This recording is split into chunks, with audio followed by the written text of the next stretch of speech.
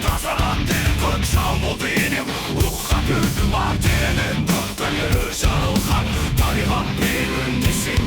Mahan Tusten mängd såg så till min Mahadet så vårt bygg Sjurusen som jollonen Eloah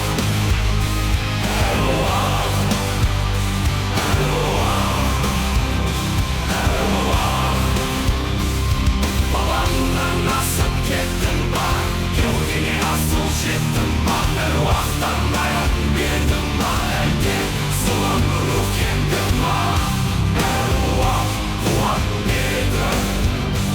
Eloah tekstin çok birisi Eloah başımlıkta ait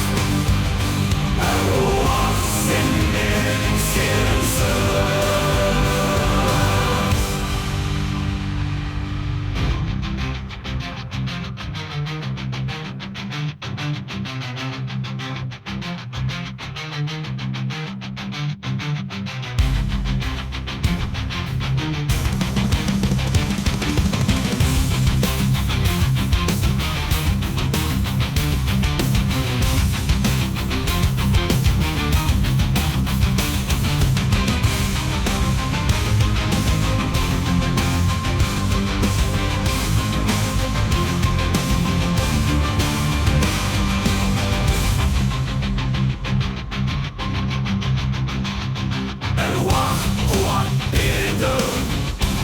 Eloah teksin çok birisin Eloah bana şanlıkta ait